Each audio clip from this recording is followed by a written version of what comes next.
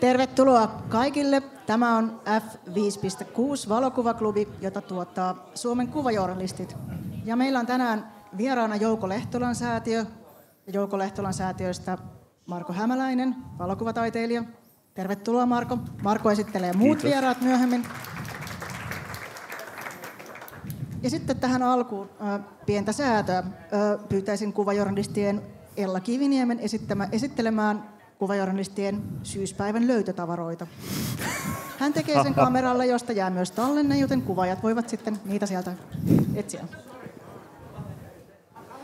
Yes, meillä oli vähän yli viikko sitten syyspäivät ja paikalla oli paljon ihania ihmisiä, joilta jäi muutamia hauskoja tavaroita. Ja katsokaa hiukan, että jos muistatte, että kaverilla oli tämän näköisiä juttuja, niin sitten voitte auttaa kaveria ja sanoa, että ne on mulla. Juomapullo, jossa lukee Basil Tattoo, ja siinä on tämmönen soturi. Toinen juomapullo, se on vihreä. Siggin, hyvä laatu. Kuvajournalisteja ei näköjään janota enää nykyisin. Voidaan pitää huutokauppa sitten ensi klubilla, jos kukaan ei hae näitä. Sitten mustat uimasortsit löytyivät saunan pukuhuoneesta. Ovatko nämä kenties teidän? Kaikki on pesty. Ankkasukat, keltaiset. Näitä mä en ehtinyt pestä, kun ei ollut vaaleita pyykkiä. Ja sitten on vielä viimeinen, eli vihreä-valkoinen tämmönen kiva pyyhe. Jotain pellavaa tai puuvillaa. Eli näitä saa hakea tai kysyä multa Ella Kiviniemeltä tai sitten suoraan kuvajournalistien sähköpostin tai somen kautta tai tänään. Kiitos. Kiitos Ella. Seuraavaksi Suomen kuvajournalistit tekevät lahjoituksen Jouko Lehtolan säätiölle ja vuoden nuori sankari Antti Sepposelle. Takin luovuttaa varapuheenjohtajamme Johanna Erjonsalo, ole hyvä.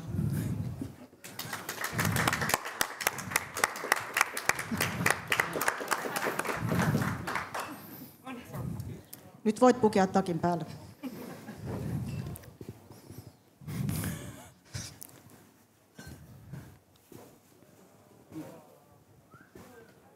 Onneksi olkoon. Luovutan mikrofonin Markolle. En luovutakaan mikrofonia. Poistun. Otetaan nuo pullot tuosta pöydältä eka pois. Hyvää iltaa, hyvät ihmiset. Onpa mahtavaa olla täällä ja onpa teitä paljon. Hyvä meininki. Mä oon joskus kauan sitten vetänyt tätä 5.6-klubia. Silloin oltiin aina tuolla Kansallisteatterin lavaklubilla. Ja on jotenkin ihan älyttömän kiva, että tässä sulkeutuu moniakin eri ympyröitä, mutta muun muassa se, että Joel Karppasen kanssa ollaan juteltu lavaklubilla silloin, kun Joelista tuli nuori sankari. Ja hän on taas täällä. Siitä on 8 vuotta. 8 vuotta! Herra paratko. Kyllä. Joelin lisäksi täällä on siis kaikki muutkin nuoret sankarit, mikä on kyllä hieno juttu, että päästä tulemaan. Otetaan tähän vuoron perään eka kaikki juttu sille ja sitten lopuksi kaikki pääsee lavalle ja yleisöllä on myöskin mahdollista kysellä. Ja pidetään tämä ilta sellaisella lepposana, että jos tulee kysymyksiä, niin voi sieltä huudella ja ei ole mitään sitä kovin muodollista meininkiä. Ehkä pari sanaa on paikallaan Jouko Lehtola-säätiöstä. Säätiö perustettiin siis 2011 ja nimenomaan edustamaan ja edesauttamaan tällaista nuorta dokumentaarista valokuvaajaporukkaa ja dokumentaarista valokuvaa Joukon toiveiden mukaisesti. Joo, eli tämä oli niin kyllä. Ja tuolla siis pöydästä huuteleva nainen on Jaana Novitski, joka toimii täällä vaan nyt kuuntelijan roolissa ja on säätiön toiminnanjohtaja. Nuori sankari siis 8 vuotta sitten valittiin ensimmäinen nuori sankari ja sitten siitä muutaman vuoden päästä tuli toinen ja tänä syksynä sitten 3. Eli tämä palkinto annetaan noin 2-3 vuoden välein ja ollaan pyritty hakemaan koko Suomen alueelta ehdokkaita siihen ja asiantuntijat eri puolilta Suomea suosittelee omia ehdokkaitaan ja sitten joku ammattilainen valitsee aina nuoren sankarin. Itselläni on aika tunteikas ilta siinäkin mielessä, että olin Joukon kontaktikuvaustyöpajassa vuonna 1998 Tartossa 5 vuorokautta ja siitä on jäänyt mulle tosi voimakas semmoinen jotenkin, että mä tunnen, että säteilee yhä edelleenkin sellainen tietty henki. Ja se oli muistan, että Jouko oli silloin nuori ja vimmainen ja meitä opiskelijoita jännitti jonkun verran koko aika ja ehkä pelottikin, mutta sitten myöskin se semmoinen ihmisyys ja sydämellisyys, mikä Joukossa oli ja mitä hän halusi välittää, niin oli voimakkaasti myöskin läsnä ja jotenkin tunnen itse velvollisuutta myöskin viedä eteenpäin sitä semmoista inhimillisyyden ajatusta tässä meidän alalla ja ylipäätään maailmassa tällä hetkellä. Mutta pidemmittä puheitta, tervetuloa Joel Karppanen. Kiitos. Kiitos ja tervetuloa munkin puolestani. Mä Markolle, kun pyysit mua tähän, kiva kun pyysit, mä sanoin, että pidetään tämä mun osuus lyhyenä, koska musta tuntuu, että mä oon ollut tällä tavalla aivan liikaa. Ainakin 2 kertaa niin kuin esiintymästä, eka kerran silloin 8-vuotisella kansiksella ja pari vuotta sitten oli noita omia kuvia näyttämässä, plus sitten viime ja toissa vuonna mä myös tuotin tätä klubia ja juonsin näitä. Oli niin kuin Markon roolissa tässä, niin ihmisiä ehkä ärsyttää katsoa mua tässä, niin voidaan pitää lyhyenä ja sitten antaa näkyvyyttä ja tätä ansaittua platformia sitten näille uusille sankareille. Mutta ensimmäinen sankari ei pääse myöskään täplistään, eli kuumotetaan hetken Joelia täällä lavalla. Ja, sun ura oli siis alkunousussa tai aluillaan ja hyvässä nousussa. Sä olit tehnyt jo asioita, mutta sitten sut valittiin nuoreksi sankariksi. Miltä se tuntui? No, kyllähän se oli aika merkittävä asia silleen, että mä olin 23-vuotias siihen aikaan ja asuin Oulussa. En ollut käynyt mitään niin kuin valokuvauksen oppilaitoksia ja niin kuin itse oppineena olin kentällä muutaman vuoden työskennellyt tarvittaessa töihin kutsuttavana lehtikuvaajana Kalevassa ja pikkuhiljaa alkanut tekemään tällaisia niin kuin omia projekteja. En oikeastaan niin kuin ymmärtänyt edes valokuvauksesta mitään, että silleen Jouko Lehtolan kuvia olin nähnyt ja ainoa valokuvakirja, mikä hyllyssä taisi olla, oli Markus Joukelan Kalpean auringon alla, että Markus ja Jouko oli silleen tämmöisiä niin keskeisimpiä niin esikuvia siinä vaiheessa, toki Esko Männikkö myös niin noista pohjoisen valokuvaajista, niin sitten tuli siltä okei, ehkä tässä onkin jotain niin järkeä tässä hommassa. Niin. Miten se tapahtui, kun sä soittiko joku sulle, että hei, sä oot nuori sankari? Vai? Taisi olla Purasen Jorma, joka soitti. Niin, Taisi Jorma oli silloin ehkä hallituksen puheenjohtaja. Joo. Ja ilo oli myös tutustua Jormaan siitä lähtien. Heti täytyy mennä kuukkaamaan, että kuka Jorma on. Okei, tämä on joku tällainen kanssa supertähti. Että, joo. Toisaalta tähän voisi vastata myös sillä tavalla, että niin kuin Antti Nyle on sanonut, että kaikki palkinnot on niin kuin kirouksia, että ne niin kuin, tavallaan niin kuin pakottaa sut jatkamaan niin kuin sillä tuomion tiellä. Että tavallaan taiteilijana ja valokuvana oleminen on kuitenkin niin kuin häviötä, että toisaalta jos mä en olisi saanut niin kuin sitä palkintoa, niin olisiko mä sitten niin kuin keksinyt elämälläni jotakin niin kuin muuta järkevää ja tasaisen toimeentuloon ja tällaista mennyt niin sanotusti oikeisiin töihin. Enkä olisi niin kuin helvetin burnoutissa, niin kuin mä oon tällä hetkellä niin kuin mun töiden kanssa, mutta lavea tie avautuu heti Purasen Jorma soittaessa. Mutta joo. Siunaus ja kirous. Niin, kyllä. No miten sä koit sen sitten, sulla oli herranen aika, sä olit 23, en mä ole tajunnut, musta tuntuu, että sä oot ollut niin kauan alalla, niin sulla oli hienoja ideoita ja olit tehnyt jotain, mutta miten toi vaikutti toi nuori sankaruus sun tekemisiin?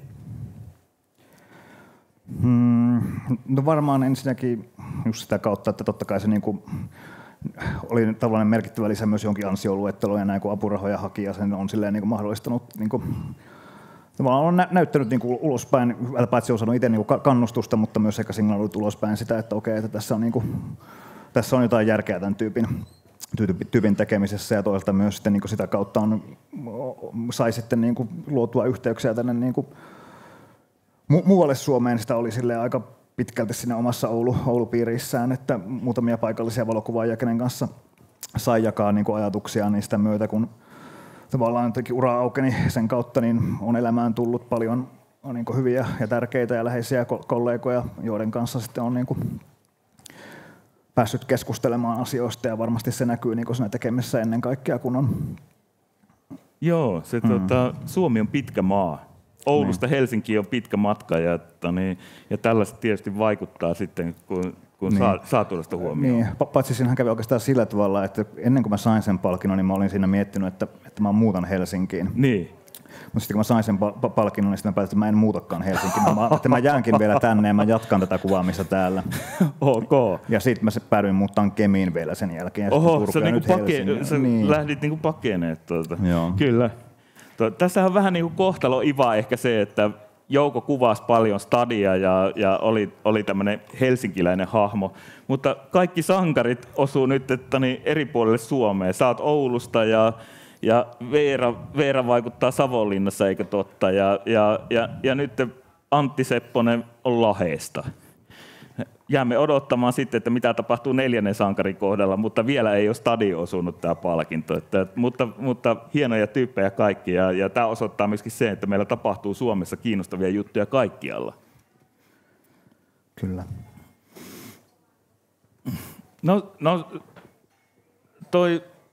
Mulla on ollut onni seurata hyvin alusta asti sun uraa ja toi sellainen niinku, sulla on ollut se dokumentaarinen vire. Voisi sanoa, että sä oot suorastaan niinku sellaista klassista dokumentarismia valokuvassa harjoittanut, mutta sitten sä oot myöskin liukunut pikkuhiljaa tuonne taidemaailmaan ja taidepuolelle.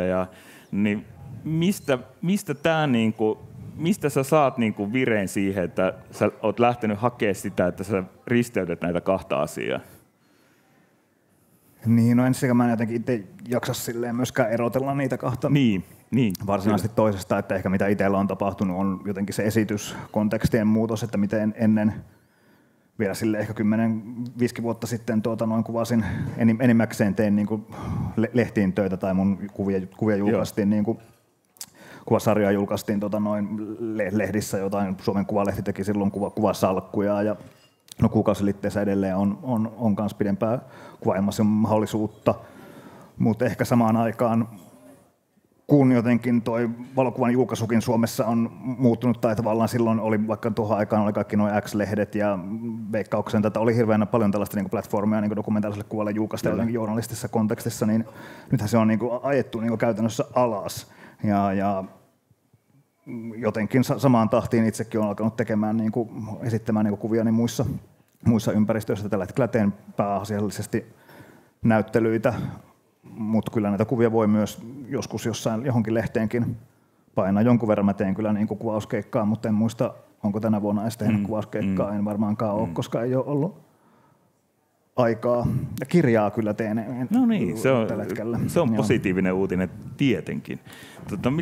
Millaista sun työ nykyisin siis on, jos sä vähän avaat sitä, että mitä sä teet? Lehtikeikkaa ei ole ollut niin paljon enää, mutta mitä sä teet? No se onkin pitkä litania alkaa selittämään. Mä niin kuin sanoin tuossa, että mä oon tosi väsynyt ja burnoutissa ollut tässä niin kuin viimeisen vuoden kohta. Pahoittelut kysymyksestä. Mutta siis ihan kiva, mun mielestä on hyvä, että voidaan puhua myös tälleen niin avoimissa. Tai mua niin ärsyttää nykyään hirveän paljon, että jossain niin avajaisissa ja menet sinne juttelee ihmisten kanssa. Ihmiset kysyy, että no mitä sulle kuuluu, ja sitten saman tien alkaa tyyppi höpöttää, että no mulla on ollut siellä ja siellä duuneja, mun duunit, näyttely tuolla täällä, niin mä oon ottanut siihen niin strategiat, että jos joku tulee kysyä multa, että mitä mulle kuuluu, niin mä alan puhumaan jostakin niin hyvin arkisesta asiasta, vaikka että ei vittu, että olipa hyvät löylyt Kotiharju-saunalla toissapäivänä ja ai Riikan saunat, ne on kyllä hyviä tai no nyt vaikka, että menin naimisiin, se oli ihan vitu siistiä. Niin, onneksi olkoon muuten vielä, että tämä on tuore tapaus. Mutta totta kai niin kaiken ton takana voi sitten olla kaikkea niin hankaliakin juttuja. Ja siis on toki tosi onnellinen, että tällä hetkellä menee silleen niin hyvin, että on paljon kaikkea niin hommaa tekeillä ja tuleessa ja jne, miten sitä niin sanotaan, mutta saa se väsyttääkin välillä. Josta päästään siihen, että nyt mä voin sitten, kun kerta kysyit tälleen näin, niin ehkä mä nyt voin tässä sitten tylsästi litanioida asioita, mitä teen, mutta hirveänhän mä en siis ole valokuvannut viime aikoina. Tai oon, kyllä mä niin silleen valokuvaan silleen arjessani ja näin, mutta se ei ehkä ole ollut se pääasiallinen juttu. Että mä oon nyt viimeiset 1,5 vuotta on tehnyt ensimmäistä pitkää dokumentaarista elokuvaani, jota teen tuon tamperelaisen Väki tai Filmsin kanssa. Ja se kyllä linkittyy tähän niin mun valokuvatyöskentelyyn, että se jatkaa tätä ruokalähetti sarjaa, mitä tein tuossa niin muutaman vuosi takaperin, niin sen aihepiirin ympäriltä ollaan tekemässä tällaista kansainvälistä dokumenttielokuvaa, jota mä ohjaan.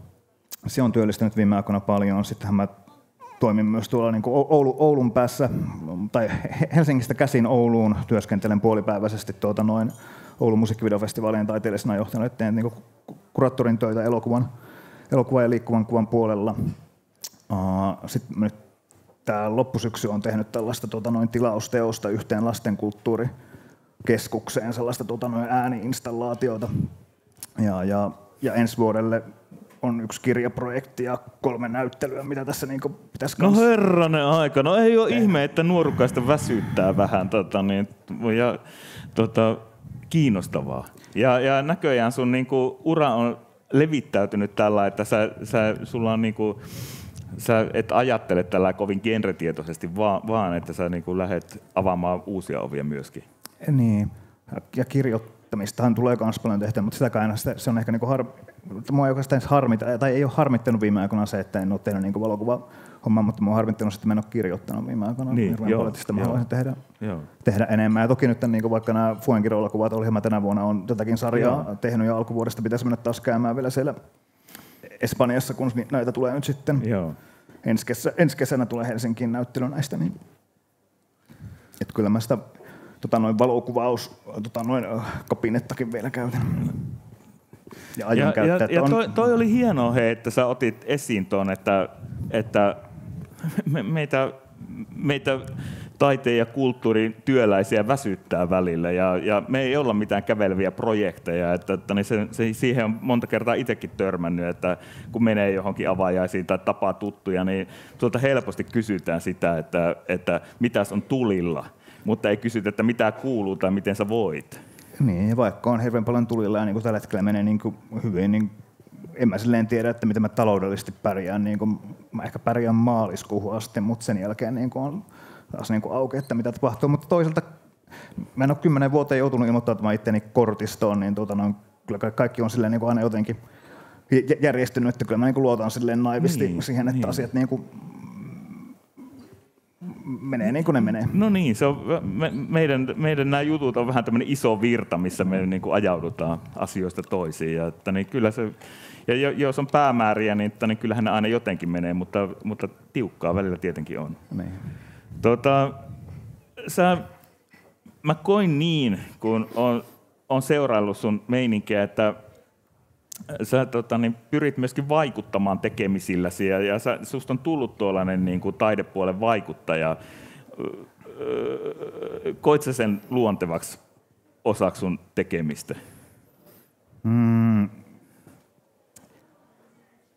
No joo, kyllä mä varmaan niin kuin on aina ollut sen ihmisenä niin kuin sellainen, että haluaa niin kuin vaikuttaa jotenkin asioihin, ja nuorempana varsinkin oli enemmän niin kuin poliittisestikin aktiivisempia mukana kaikenlaisessa niin kuin aktivismissa ja poliittisessa työssä. Se on jäänyt silleen niin kuin sivuummalle tässä, kun on 30 täyttänyt ja perheellistynyt ja näin. No ei varsinkaan tuon typerä tekosyy, mutta kyllä joku semmoinen vaikuttamishalu niin. On totta kai niin paitsi niin kuin teoksissa jossain niin taustalla, mutta niin niiden niin ulkopuolellakin, että on sitä niin kaiken maailman lautakunnissa ja yhdistyksissä tullut istuttua, että joku niitä kohti ajaa myös. Mutta ehkä se on niin tavallaan päästä niin vaihtamaan ja jakamaan ajatuksia niin ihmisten kanssa, koska eihän niin asiat mene niin yhtään mihinkään suuntaan, jos ei me niin ensinnäkään niin olla eri mieltä asioista ja jotenkin päästä niistä niin debatin kautta taas eteenpäin. Ja tuo kirjoittaminen tietysti on yksi tapa vaikuttaa myös tietenkin, että, ja plus kuvat. Että, niin tuossa ehkä sellainen kiinnostaa sun tästä kuvapuolesta ja ylipäätään sun taiteilijuudesta ja dokumentaristisuudestasi, että miten sä koit, millaisia päämääriä sulla on niissä? Kuinka paljon sä mietit sitä? Vai annat sä fiiliksen jotenkin viedä?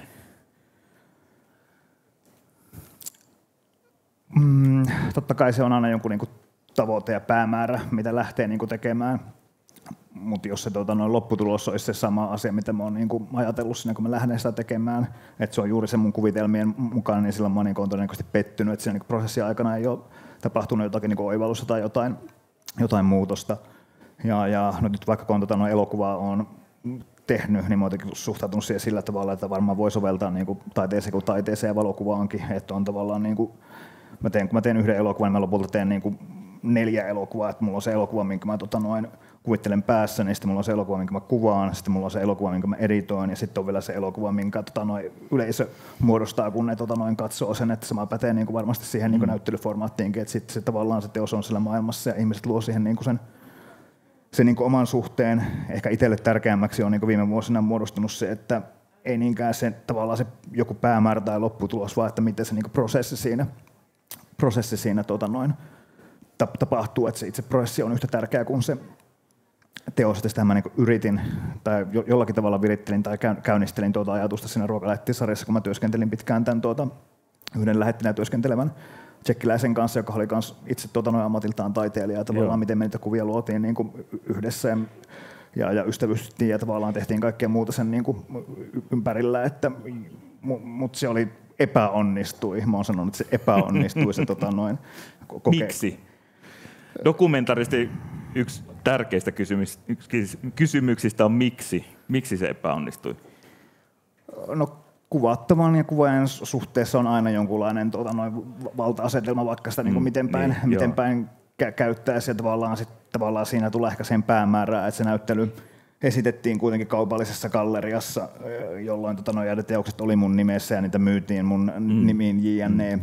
Mut mulla on tulossa tuossa niin parin vuoden päässä niin isompi näyttely, mihin tulee vähän niin kuin vanhempia juttuja, JNE ja näitä, niin sinne mä ajattelin, että mä ehkä haluaisin sitten kehitellä jotenkin tätä tavallaan, kun se Christoph tavallaan, vittu mä en jaksa selittää tätä, että tavallaan kun se Christoph tavallaan tehtiin kaikkea muuta sen niin kuin yhdessä muodostaa, kun ne tehtiin kaikkea muuta sen niin kuin ympärillä, että mulla on tulossa tuossa niin parin vuoden päässä niin isompi Mutta tavallaan se puolen vuoden aikana, mitä me siinä yhdessä työskenneltiin, ja mä kuvasin tätä sarjaa, niin hän teki myös siinä niin omaa taidettaan niin kuvan veisteenä, ja mulla oli niin ajatus, että mä olisin halunnut tuoda siihen niin oman näyttelyn näitä Christophin teoksia, mitä hän on tehnyt tavallaan tästä meidän suhteesta, tai ei edes meidän suhteesta, vaan niin siinä aikana. Mutta se ei niin tämän näyttelyn kaupallisen luonteen takia niin soveltunut, mutta nyt kun pari vuoden päästä tulee tämä niin isompi näyttely, missä on mahdollisuuksia käsitellä näitä ja purkaa näitä vanhoja kuvasarjoja jotenkin palasiksi, niin sinne mä haluaisin ehkä palata jotenkin niihin juttuihin ja katsoa, että voisiko sitä tavallaan hänen ääntään saada sieltä vielä enemmän kuuluviin. Joo. Ja myös ääni on sellainen asia, mikä tällä hetkellä niin kiinnostaa, niin kuin sanoin, että on tekemässä sellaista niin ääniteosta nyt sinne yhteen lasten kulttuurikeskukseen, niin sitten jotenkin valokuvan ja äänen suhde, niin se on kanssa mitä ehkä jatkossa aion kehitellä. No, Oulu on kohta Euroopan kulttuuripääkaupunki. Mitä sä ajattelet Oulusta ja tämän päivän Oulusta ja siitä kulttuuripääkaupungista? No niin. Lyhyesti. No mun mielestä Oulun kulttuuripääkaupunki-hanketta kuvaa aika hienosti se, että siellä on valokuvanäyttely, joka on Fotografiskan kuratoima ja se estetään kauppakeskuksessa Oulussa. Jokainen voi pohtia sitä, mitä se tarkoittaa. Ja toisekseen kirjoitin tästä kolumnin myös Kalevaan, että Oulussa tällainen hienoimmalla jokisuistopaikalla oli ilmestynyt parkkihalli. Se voisi näyttää ulkopäin taidemuseolta, mutta se olikin parkkihalli, jolle ei ole edes käyttöä, koska siinä ne kerrostaloja ei ehkä rakennetakaan siihen, mutta sitten silti siinä parkkihallin kyljessä oli tämä lakana. Okei, nyt mä niinku dissaan Oulua ihan liikaa, mutta se on sillä, kun katsoo sitä ohjelmaa, niin siellä on paljon niinku kiinnostavaakin tulossa. Esimerkiksi Oulun musiikkivideofestivaalien eurooppalainen musiikkivideokilpailu on osa tätä, ja sellaisia niinku yhteisöllisiä teoksia tavallaan, miten myös se niinku levittäytyy tämä kulttuuripääkaupunkivuosi näihin niin kuin pienempiin ympäryskuntiin, että taitaako niin kuin idemmässä olla melkein niin kuin jossain siellä Kajaanissa, Pudasjärvellä asti, Vaala, Raahe, kaikki tällaiset niin kuin pikkukunnat, niin mun mielestä on tosi tärkeää, että tavallaan niin kuin sitä taidetta tuodaan ihmisten arkeen, oli ne sitten minkä kokoisia teoksia vaan, mutta tälleen valokuvan näkökulmasta mä olin todella pöyristynyt, kun mä luin sitä, että Fotografiska näyttely on kauppakeskuksessa Oulussa. Vai niin. Tähän loppuun. Sulla on tapahtunut aika paljon tässä vajaassa 10 vuodessa, tai ei aika paljon, vaan hyvin paljon. Niin mitä sä sanoisit sille 23-vuotiaalle Joelille, josta tuli just nuori sankari? Sä saisit opastaa sitä tästä näkökulmasta, niin minkälaisen ohjeen sä antaisit?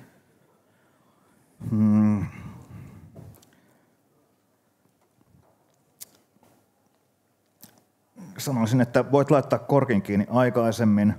Olen siis ollut monta vuotta jo raitis nyt, mutta sen olisi voinut laittaa aikaisemminkin. Laita rahaa välillä säästöön.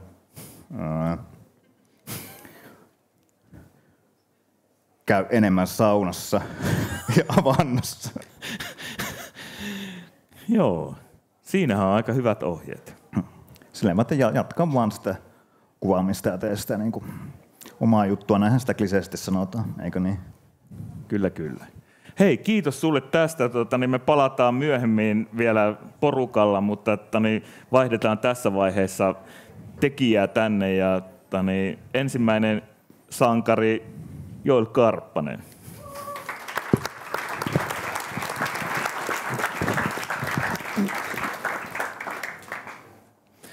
Hei, voisikohan joku toimittaa vettä tänne pöydälle? Niin olisi kiva kulauttaa vähän. Tuossa alussa vähän jänskätti, niin suu kuivu. Ja miksei jännittäisi, kun on tällainen yleisömeri tuolla vähän heikosti näkee, mutta paljon on tuttuja ja paljon on tuntemattomia. Niin tässä vaiheessa voisi kysyä sitä, että onko täällä porukassa sellaisia, jotka on ollut Lehtolan Joukon Jönssin oppilaina opiskeluvuosina. Käsi reippaasti ylös, niin nähdään. Jaa, onhan täällä. Siellä täällä näkyy. Kippis Veera. Skål. Ai, kylläpä vesi tekee hyvää. Täytyy vaihtaa muistikirjan sivua tässä vaiheessa.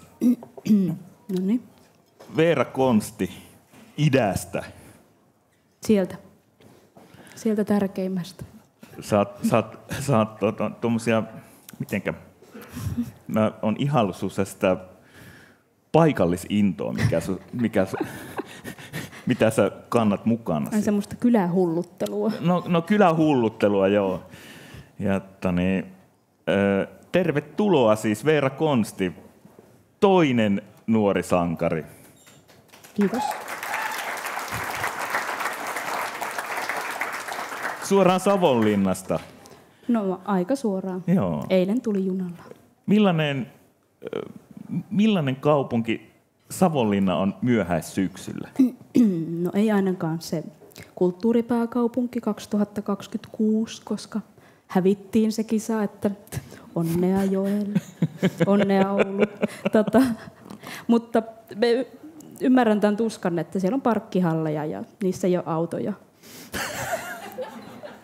Mutta meillä ei myöskään ole mitään mainoslakanoita niissä. On siellä varmaan joku Retretin 20 vuotta vanha mainos. Mikä se kysymys oli? No, millainen se Savonlinna on tällainen myöhäissyksyllä? Just hyvä. Siellä ei ole ketään. Hiljainen. Niin. Ja kaunis. No semmoinen, että kyllä se nyt Helsingin pesee. Täytyy vähän maanitella, että Veera suostui lähteä tänne, myönnettäköön, mutta onneksi olet nyt täällä. Joo, ei sieltä silleen, siellä on tarpeeksi rauhallista siihen, että voi tehdä kaikkea omaa ja olla rauhassa ja puuhastella ja hullutella. Mä varoitin sua jo etukäteen tästä, että mä kutsun sua suomalaisen dokumentaarisen valokuvan kummajaiseksi ja nyt minä kutsun sua kummajaiseksi. Ja sekin, että mä oon kuullut sua tituleerattavan jopa luontokuvaajaksi, mikä mun mielestä on aika hienoa. Ja sä oot ollut Telsussa puhumassa Soosselin kanssa suomalaista luontokuvasta, niin mun mielestä se on niinku ison CV-merkinnän paikka. Ja Me en ole laittanut sitä CVC-ni, että olin CVVC. Niin, en ole laittanut sitä, että olin Soosselin kanssa, että varmaan pitäisi. Laita sulkuihin. Nyt siis vuoden luontokuva tänä vuonna ne Ilveksen tassut on. Niin sanokaa nyt Soosselin oikea nimi, mä en muista. Ossi. Joo. Niin hänen ottamansa siis. Kyllä. Joo. Mutta takanamme loistaa nuoren sankarin näyttelykuvia muutaman vuoden takaa. No, vähän sama kysymys kuin Joelille, että etkö sä opiskelit niin kuin Taikissa? Tai mikä se on nykyisin? Aalto? Joo, Aalto-yliopiston taiteiden ja suunnittelun korkeakoulu. Juu. Joo, niin, mutta silloin mä olin valmistunut jo. Joo, kyllä. Ja sulla oli, ja sä olit ollut näkyvissä muun muassa Kenen luonto näyttelykiertueella luontokuvakontekstissa. Ja no, mitä sitten? Susta tuli nuori sankari. Miltä se tuntui? No aluksi se tuntui vitsiltä, koska sitten kun mulle soitettiin, siis se tuli ihan puskista se puhelu, sitten mä olisin, että joku lehtimyyjä soittaa. Ja sitten mä en muista, oliko se Jorma Puranen. Niin, vai oliko se siis Purasen Jorma vai Jaana, joka soitti. Ja se tapahtui aprillipäivänä. Ja mä sanoin, että onko tämä vitsi? Että anteeksi, nyt mä oon pakko keskeyttää, että onko tämä vitsi? Että miksi te... Mikä juttu? Ja Jaana joutui sitten siellä painottamaan tai Jorma, että ei mitään, että ei, kyllä tässä ollaan ihan tosissa. Mutta joo, se tuntui aluksi vitsiltä myös siksi, että tämä oli semmoinen asia, mitä mä olin varmaan googlaillut, että miten päästä nuoreksi sankariksi. Ja sitten ei ole avointa hakua. Ärsytti. Ja mä olin totta kai Jouko Lehtolan töitä ihaillut pitkään. Ja siksi mä olin varmaan googlaillutkin niin paljon asiaa. Ja Olavinlinnassa kävit semmoisia taisteluharjoituksia yksin aina, että miten mä oon nuori sankari. Niin, miten mä olisin Ritariasussa. nuorempi ja sankarimpi kuin muut. Joo, Kyllä. Että se tuntui sellaiselta niin kuin ällistyttävältä, mutta just silloin kun tämä puhelu tuli, mulla oli myös hirveä kiire. Niin mä olin vaan se, että joo, no okei, että onko tämä vitsi? No soitellaan asiasta myöhemmin. Mä olin, se ei mennyt ihan tajuntaan. Niin. Mutta siitä se sitten saivat vakuutettua, että ovat tosissaan. Ja ihan hyvin otin vastaan. Mitä siitä seurasi? No silloin mä asuin Lappeenrannassa. Mä olin paikallisella lehdellä töissä. Ja siitä seurasi siis vähän ylimääräistä työtä siihen lehtityön oheen, mikä oli kyllä tosi kivaa, koska se toi vähän muutakin sisältöä elämään kuin tämä ihan tosi mukava lehtityö. Mutta siitä seurasi sitten näyttely Valokuvataiteen museolla ja telkkariesiintyminen Soosselin kanssa. Että ne oli nämä mun tähtihetkeni. Mä oon siis paljastettakoon, että mä oon istunut jollain näyttelyn jatkoilla Veeran kanssa samassa pöydässä ja puhuttiin aika pitkään moottorisahoista silloin ja kylänmiehistä. Ja mukavista kylänmiehistä, jotka aina on avuliaasti vetämässä autoa lumihangesta, kun on sinne ajanut. Joo, se on Mikkelissä. Kyllä. No sulla oli Valokuvataiteen museolla näyttely silloin, niin miten sä koet, tuliko siitä jonkun kaltaisia paineita?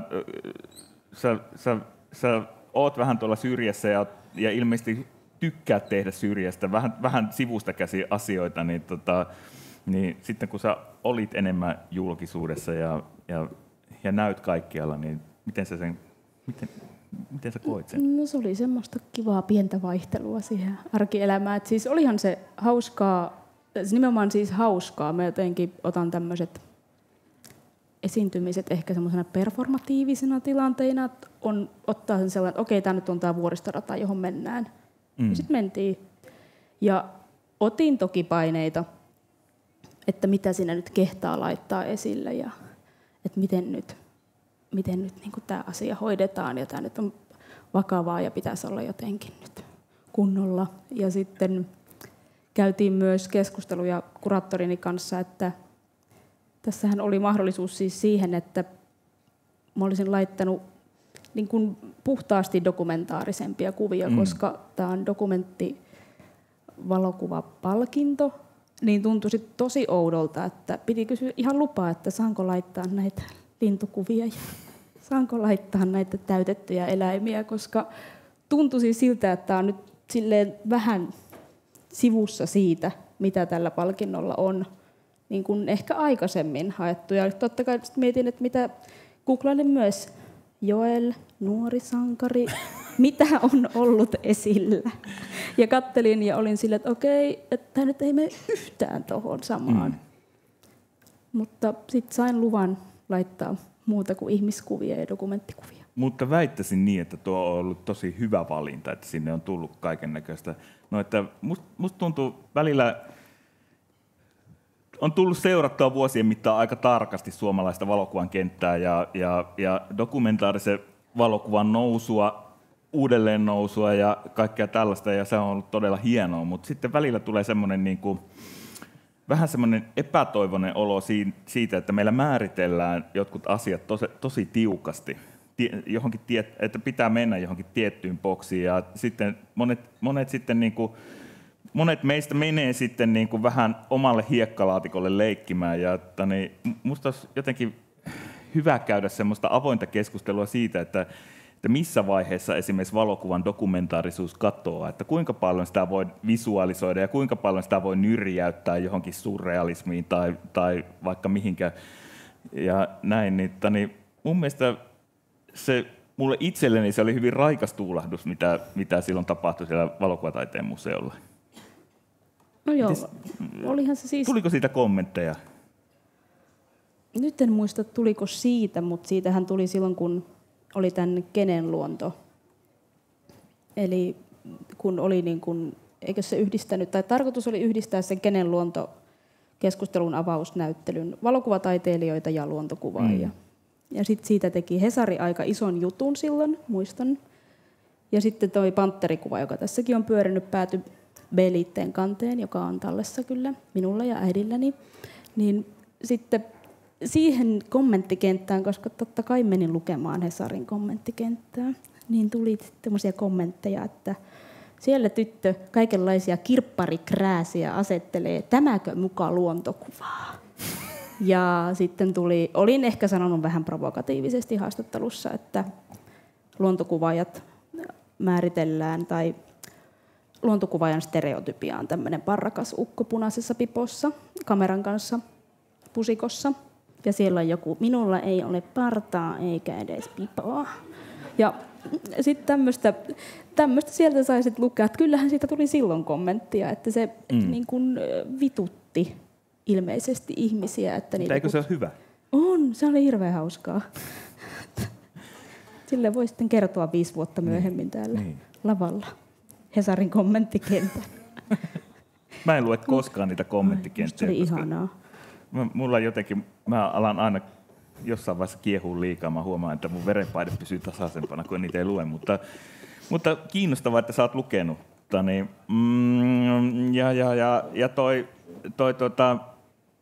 tommonen, jotenkin mua kiinnostaa se, että mitä sä ajattelet, tai mitä sä oot ajatellut, tai mitä sä ajattelet nyt noista sun tekemisistä, että mistä tää on kummunut, että sä oot, no sulla ilmeisesti on ainakin ollut kotona jossain vaiheessa aikamoinen täytettyjen eläinten kavalkaadi, mutta mistä tämä kaikki innostus tähän tällaiseen luontokuvan toisin käsittelyyn ja dokumentarismin toisin käsittelyyn on niin kummunnut? Oletko sä niin jäsennellyt sitä jotenkin? No on, mutta se on siis lähtenyt siitä, että mulla on ollut kokoelma täytettyjä eläimiä ja on edelleen.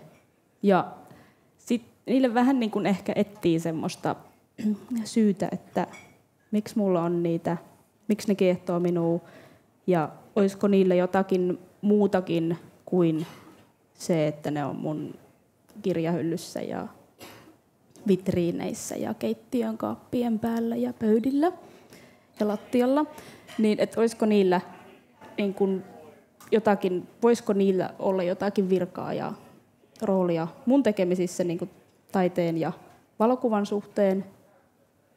Ja sitten tämmöinen sarja rupesi rakentumaan. Ja silloin en ehkä ajatellut hirveästi muuta kuin niitä ensimmäisiä kuvia kuvasin, kuin että mä olin luvannut pitää yhden näyttelyn ja mulla oli tosi kiire. Siinä oli siis minun ajaa deadlineit ja se, että mulla on semmoinen pieni paniikki päällä, jolloin ei pysähdy myöskään sensuroimaan itteensä. Musta se on hirveän hyvä tila, kun saa semmoisen paniikin päälle, että nyt on vaan pakko tehdä ja loppuu se vatvominen.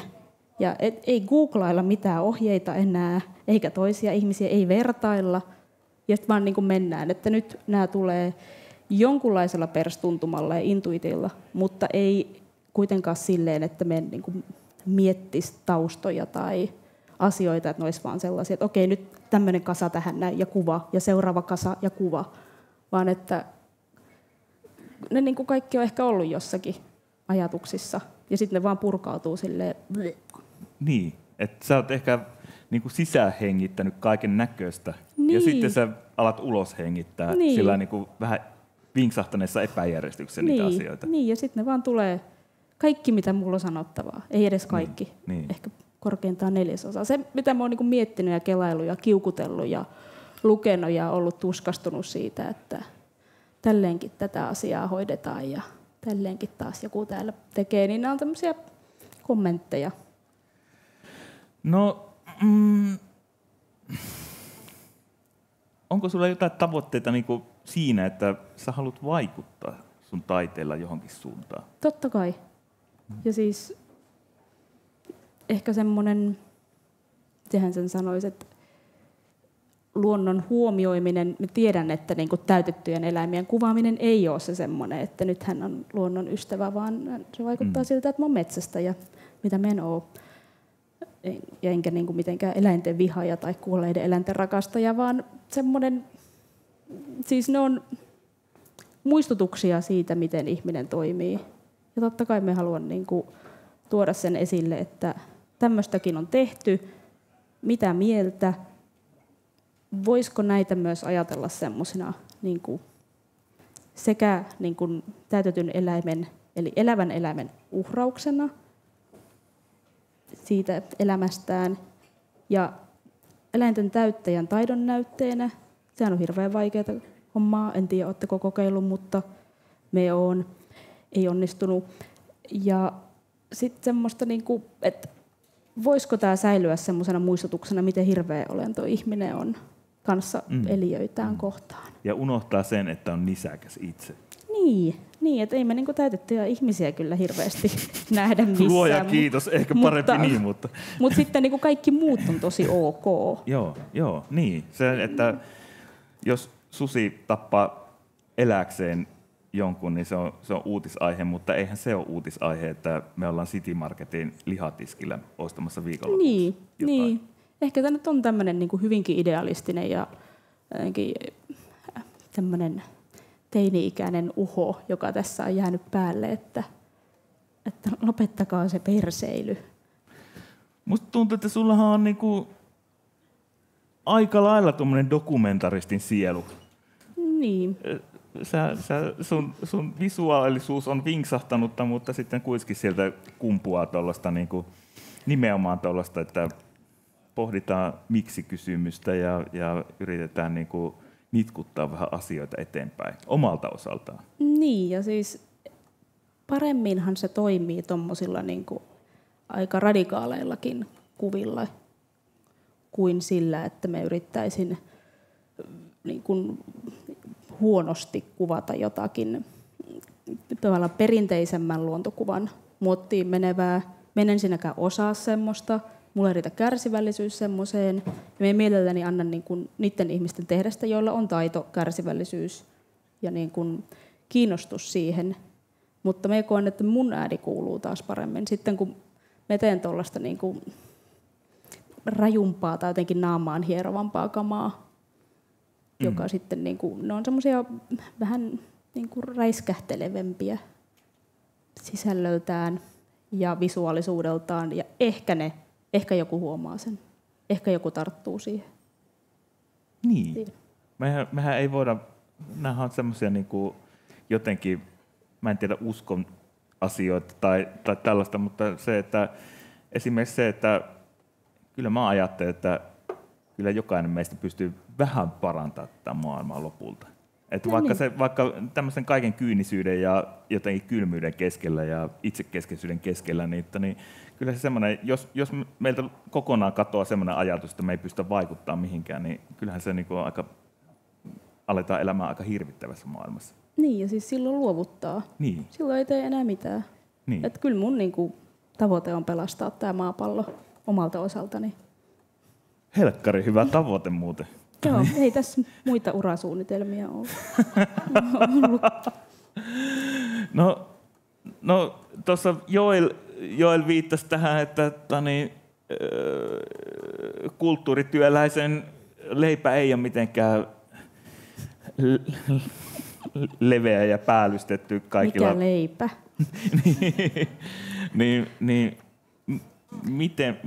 Millaista sun arki on? Mitä sä sillä lyhyesti, miten sä elätät itsesi ja... Huonosti, niin. Mutta silleen selviytyen ja myöskin, että meidän asu Helsingissä. Se on jo niin kuin hirveän hyvä sellainen tapa säästää rahaa.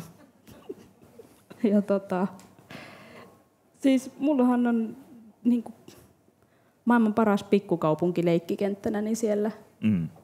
Ja sitten kun niin kuin jokainen päivä on sellainen, että okei, että olisiko tänään, niin kuin, että olisiko jotain hommaa, ja jos ei ole, niin voisiko sitä jostakin niin kuin tyhjästä nyhjästä jonkun asian ja sitten soittaa isäni, että nyt pitäisikin traktoria ruveta korjaamaan ja sitten joku tilanne päällä ja sitten siellä on naapurit ja isäni kaverit pihalla ja sitten siellä on semmoinen sirkus, joka pyörii siitä niin kuin huolimatta, että teinkö me yhtään mitään.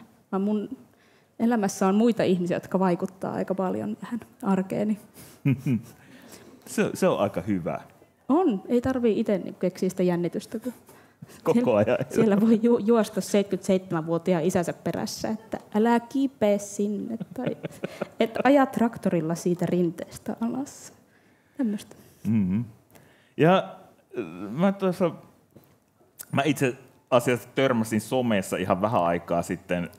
Mä olin jotenkin ällistynyt ja ilahtunut, että sä oot alkanut niinku laajentaa sun repertuaaria tuommoiseen veistokseen ja keramiikkaan.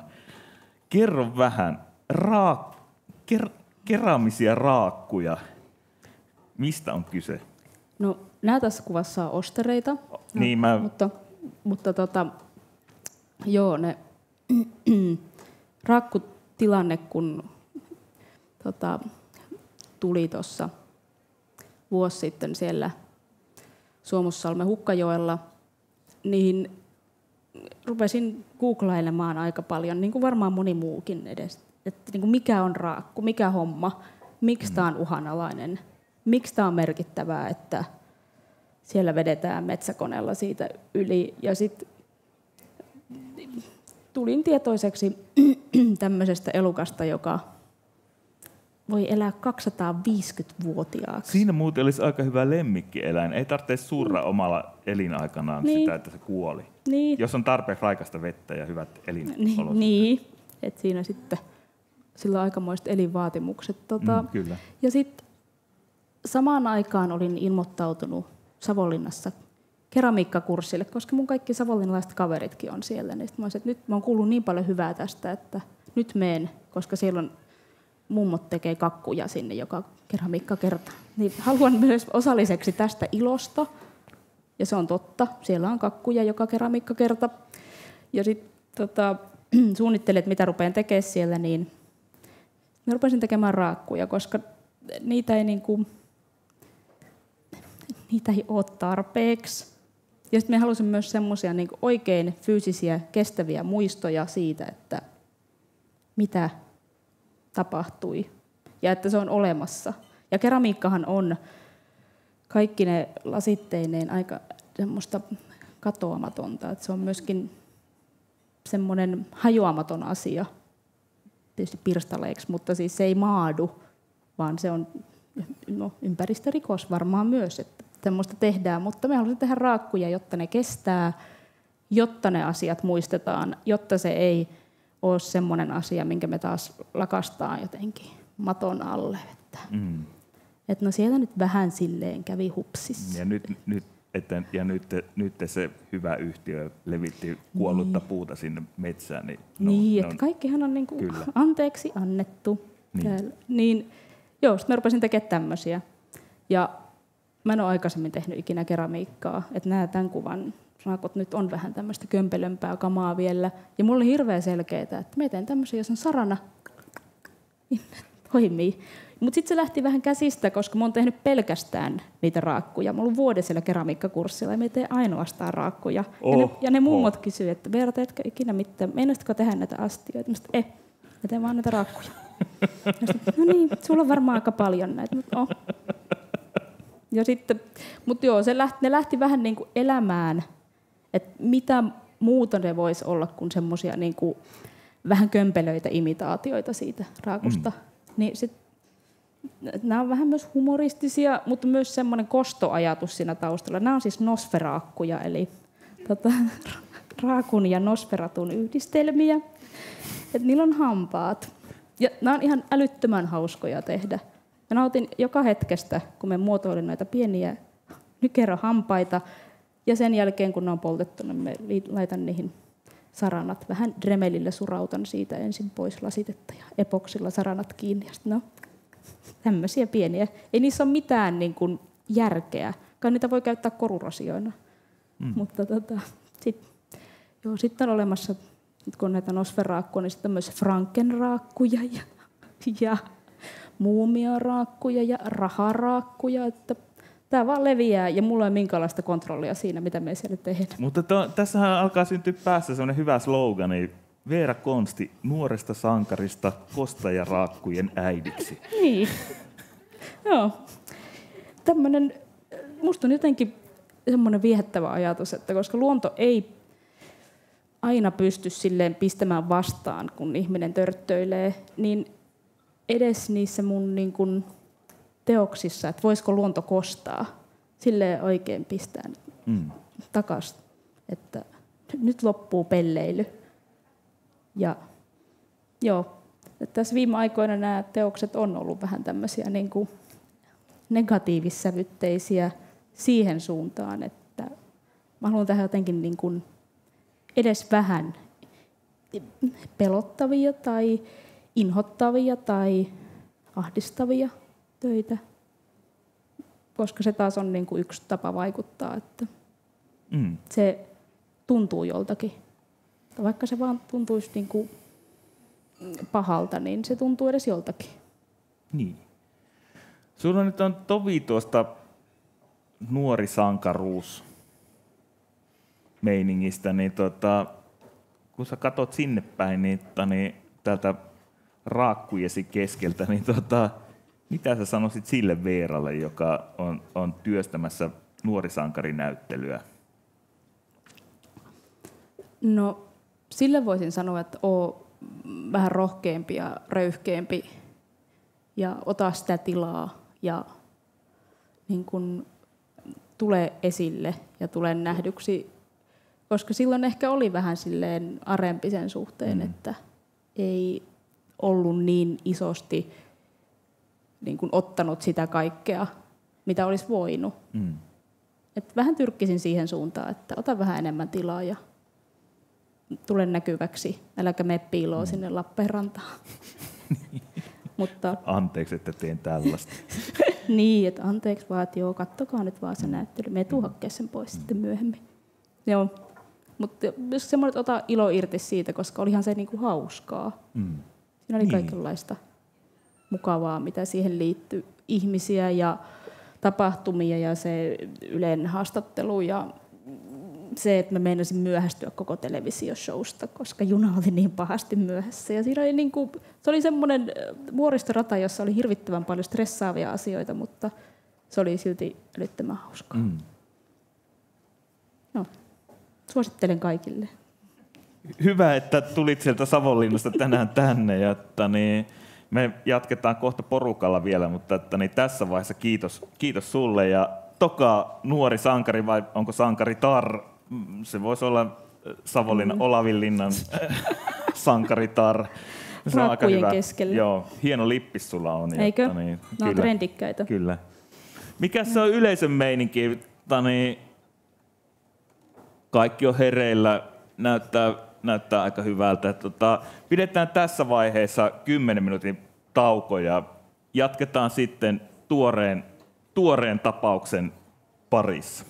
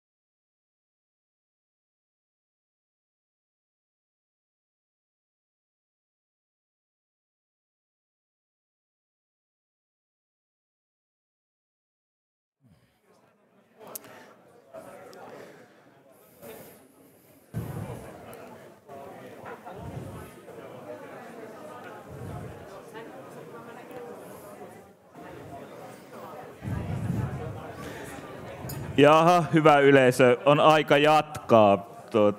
Asetutaan paikoille ja kiinnitetään turvavyöt.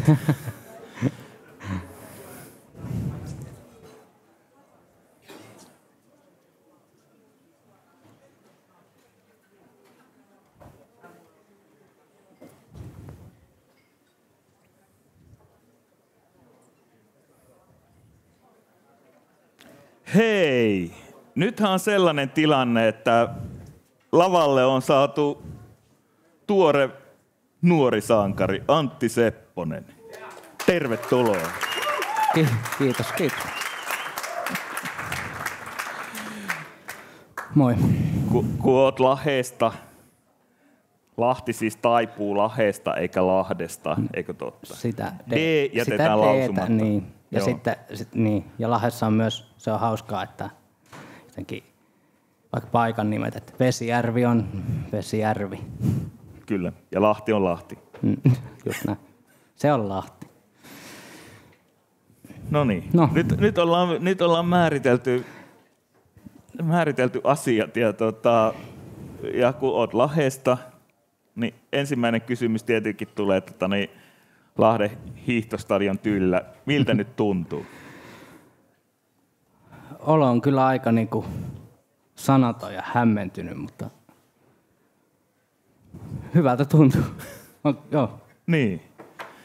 Sä kuulit tuossa pari kuukautta sitten, että sut on valittu 10 finalistin joukosta tuoreeksi nuoreksi sankariksi.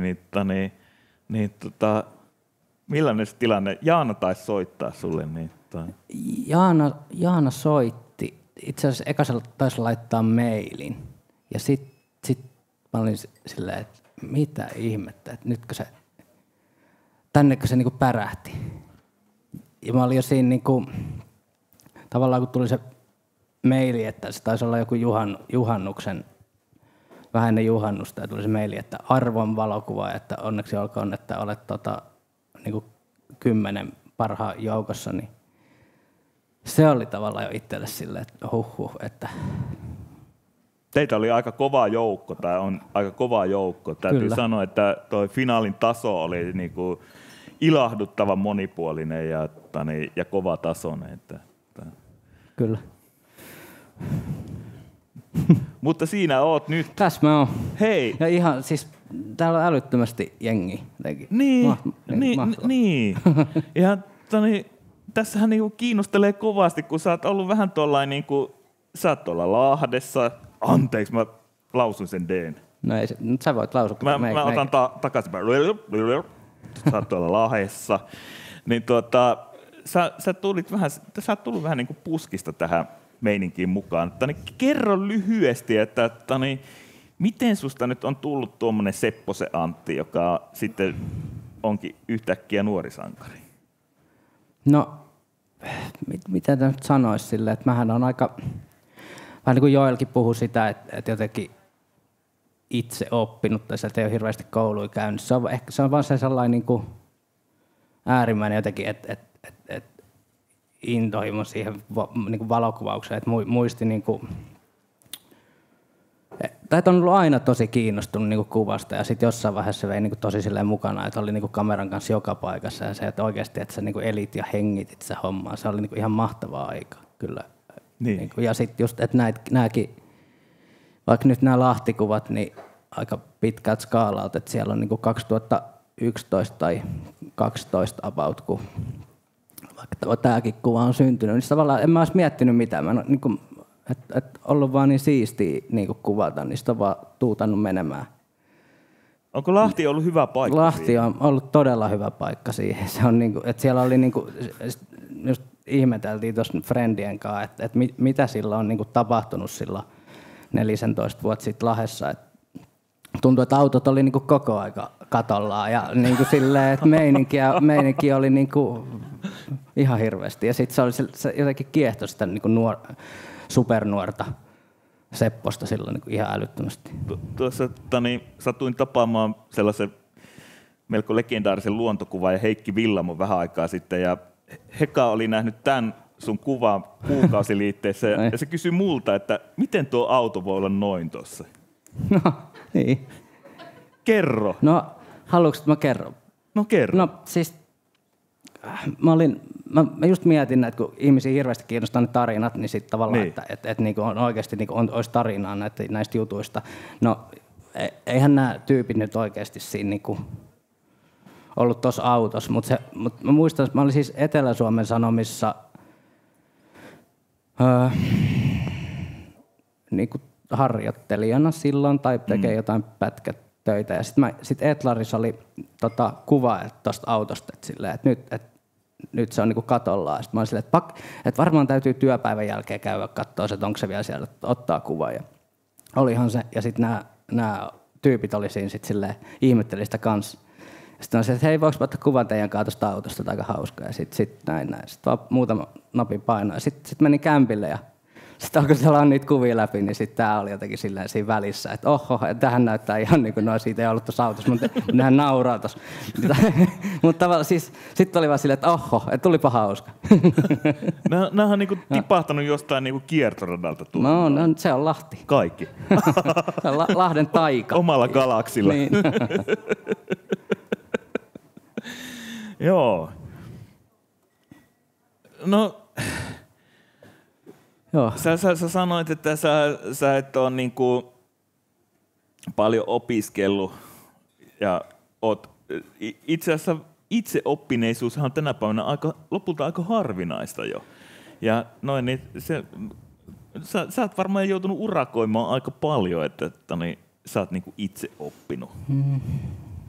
No tietyllä tavalla joo, mutta ehkä se ei ole tuntunut mitenkään niinku urakoinnilta, kun on ollut niin fiiliksissä siitä ja jotenkin tästä niinku tekemisestä.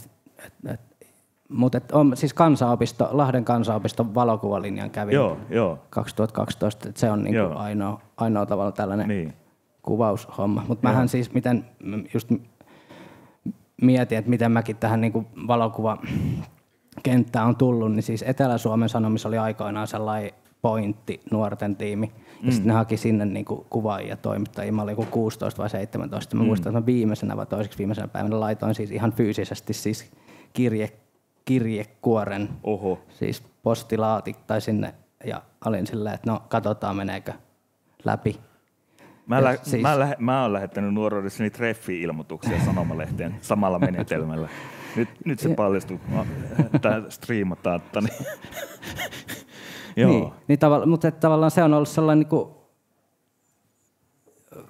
sellainen koulu ja sitten se oli ihan huippua sillä tavalla, että et pääsi sinne niinku Etlariin ja sit meillä oli jotenkin tosi hauska se tiimi siinä, tai sille, että nuoria innokkaita tyyppejä, muutama toimittaja, muutama kuvaaja ja sitten me niinku keskenään vaan niinku kikkailtiin ja sitten mikä parasta, niin sitten pääsi niinku tutustumaan tavallaan oikeaan niinku toimitustyöhön myös, että siinä sivussa. Niin. Mutta se oli siis tosi jotenkin kokeilevaa ja nuorta aikaa silloin. Eli se vuosi on ollut just joku, niinku, jos mä oon nyt 34, niin mitä...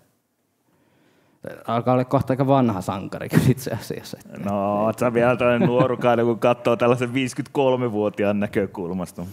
Mutta mä just muistin niinku yhdenkin, kun mä aloin kelaa, että niinku oikeasti että niinku meininki. Että me oltiin vaan jossain mäkkärissä, Lahden mäkkärissä, ja sitten meillä oli kaikilla niinku aina kamerat messissä, sitten kuvattiin johonkin niinku IRC-galleriaan toisiamme. Ja vähän kilpailtiin, sitten se oli se päivän kuva, että kuka pääsee sen päivän kuvaksi. Ja sitten käytiin mäkkärissä, ja sitten laitettiin se eurojuuston tavallaan se kääre niin kuin salaman viritettiin siihen niin kuin pehmentimeksi ja sit niinku et se oli sellaista niinku hassuttelua ja sit roikuttiin ainoastaan hyppyrimäessä ja illalla kiipeiltiin hyppyrimäkiin ja roikuttiin se, mutta siis tolleen se on mennyt.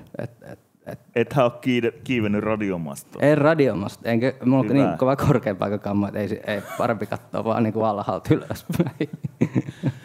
Mä muistan joskus opiskeluaikoina, niin joku tyyppi oli kiivennyt sinne aamuyöllä humalassa eikä uskaltanut tulla pois ja sitten palokunta oli joutunut hakemaan sen sieltä mastosta. Huhhuh. No hei, mä oon jotenkin ymmärtänyt, että sä oot tutustunut Lehtolan Joukon Jönssin kuvio jossain vaiheessa aiemmin tätä sankaruutta. Ja milloin ja miten ja minkälaisen vaikutuksen ne on tehnyt sinuun? Mä mietin sitä, että koska mä oon ensimmäisen niin kerran kuullut joukosta. Mulla on sellainen muistikuva, että noin 10 vuotta sitten oli Helsingissä sellainen mininäyttely ja sitten siellä joku toimittaja kysyi, että onko se jotenkin niinku, onko inspiroitunut niinku Joukon kuvista ja sitten mä jotenkin tajunnut, että kuka Jouko. Sitten siikas, että mä muistan, että se joku niinku avajaispäivä ja sitten siikas heti tietenkin googlettiin, että me Jouko Lehtola. Sitten oli vaan se, että mitä, että ihan älyttömän niinku kingiä kamaa. Sitten minusta niinku saman tien niinku kyllä tuli suuri Jouko-fani, että oli kyllä niinku, on kyllä niinku ja sitten tavallaan just sit yksi mitä niinku paljon fiilistellyt, että se niinku valossa Jouko Lehtola dokkari on sillä niinku yksi hienoimmista niinku teoksista ikinä. Se on upea dokkari. Se pitäisi pistää takaisin johonkin areenaan kyllä nyt, niinku. Juuri näin. Prosessissa kuulemma on. Joo. Ja eikö tällä hetkellä muuten Tampereella, siellä on Joukon näyttely nyt Emil Aaltosen museossa. Käykäähän katsomassa muuten, niin siellä on mahdollista nähdä tämä dokkari myöskin. Joo. Vai sellaista? Tässä on kyllä. Mä tsiikasin tätäkin kuvaa nyt, kun pitää tehdä se, tai tulla se näyttely 27. päivä 11. on tosiaan avajaiset, tervetuloa kaikki sinne. Niin me tehdään siihen yhden graafikko Johannes Rantapuskan kanssa sellainen pieni vihkonen niin kuin oheishommeliksi, niin sitten mä kävin näitä kuvia läpi, niin tästä mä olin mitäs täällä nyt on niin kuin kuvattukaan vuosien varrella. Niin sitten tavallaan tämä kansion kun avasi, niin sitten silleen, että mä olin seurannut mulla on varmaan niin kuin, 60 kuvaa tosta silleen, että mä oon seurannut tuota tyyppiä vaan silleen, siellä baarissa. Mutta toihan on, siis Sämihän on siis, se oli temppareissa, eka vai toka tuotantokaus, ja sitten se, me ystävystyttiin siinä se illan aikana kyllä hyvin, se oli ihan mahtava tyyppi. Sitten se yhtäkkiä vuosi siitä, niin se mä katsoin telkkaan, se oli Temptation Island. Musta vähän tuntuu, Antti, että sä taidat olla semmoista tyyppiä, että sä ystävystyt kaiken näköisten ihmisten kanssa aika helposti. Pitääkö se paikkaa? Kyllä. Onko siitä ollut apua sulle paljon tässä kuvaushommassa? On kyllä ollut. Se jotenkin, just kun itse asiassa tänne kun tulin, niin mulla puhelin soi ja sitten oli joku ihan random numero ja sitten se oli silleen, sieltä kuuluvat jotain, että oota mä syön nää pähkinät loppuun. Oota Antti. Sitten mä sanoin, että sori, että mä en nyt tallentanut sun numeroa, että kuka sä niinku oot, että mulla on vähän kiire. Sitten se on vaan, sä et välttis muistakaan muuta, ei sulla tallennettu sit sun numeroa, että mä oon Patrick. Että tavattiin alkuvuodesta siellä ja siellä juhlissa, että oli niin, että sulla oli niin hyvä meininki, ja sä annoit sen sun käyntikortti, että haluatko sä tulla ottaa musta LinkedIniin kuvia? Ja musta ja mun kaverista. Sitten mä oon silleen, no mulla on vähän kiire, mutta pistä mulle WhatsAppiin. Sitten mä hieman just kelaa silleen, no Patrickil, tai mä olin selkeästi jäänyt myös Patrickin mieleen. Mutta se oli vähän silleen, että pitäisikö nyt tuntea toi tyyppi. Ootas mä syön näitä pähkinöitä. Sitten se oli silleen, ootan mä syön näitä pähkinöitä. No ootan, mutta kuka sä oot? Ja muutenkin stressaa jotenkin ihan sikana, että varsinkin, että täällä oot. Ja sitten siitä yhtäkkiä juttutuva ovi on sille 5 metrin päässä. Ja sitten sanoi sille Patrickille, että laita kuule WhatsAppiin. Mä oon täällä juttutupaa. Mä oon tämmöinen juttutupaa. Sitten se ei tajunnut yhtään, että mikä. Mutta voi olla, että Patrickin kanssa pitää mennä istua iltaan vielä ja ehkä ottaa ne. Joo, ehdottomasti. Ja sitten se kysyi vielä hintaa. Sitten mä en mä tiedä, että katsotaan. Nousee minuutilla. Tässä muutellaan nuori sankari, että hei. Että. Niin, ei olekaan enää 5 penniä. Joo. Hei, mikäs tää on? Lanuspa. Lanuspa on, niinku, se on lahtelainen maamerkki. Kylpylä. Se on keskeisimmällä paikalla torin kupeessa. Seremonia-akseli on itse asiassa Rautatienkadulla, niin se on siinä sellainen. Ja sitten aina kun tulee noi MM-kisat tai voitto jääkiekko, niin sitten jengi pistää fairia tohon ja sit kylpee. Ja tämäkin oli hälytön. Se oli just 2019 ja sitten mä olin silleen, kohta tapahtuu lanuspalla, että parkkeerasin siihen. Mä olin lainannut kollega Maljan Villen kameraa, se oli jossain Jenkeissä kuvaamassa. Mulla on sellainen Sony. Sitten se oli Malja lainasi sen ja sitten se antoi sen joku Canonin mulle. Sitten eihän mä ollut pitkään aikaa käyttänyt Canonia, niin sitten oli vähän silleen ongelmissa sen kanssa. Canon, siellä varmaan niin vaikutti siihen. Sitten vaan niin kuin, sit oli se flashi tossa ja sitten yhtäkkiä, no niin nyt joku hyppää sieltä napsia. Sitten oli taas se sama vähän silleen, kun se katolla oleva auton kanssa meni himaan. Tai kyllä se itse asiassa siinä, joka katsoi sille, että oho, nyt on vähän, kyllä tuli taas tällä. Mutta sekin oli niinku silleen, että siellä Lahdessa on jotain niinku, tiiäks, juomavedessä jotain muutakin kuin fairia. Et siellä vaan niinku, että jengi kylpeä ja sauno. Ja sit mä ihmettelen, että miksi jengi on jotenkin Lahdesta silleen, että no ei sinne kannata tulla ja jotenkin kaikki muotsikkalaiset kans niinku silleen, kaikki käy Helsingistä Lahdessa hirveän puuduttava tunnin junamatkan silleen, että muuttakaa sinne ja kokekaa sitä niinku lahtelaista ilmaa.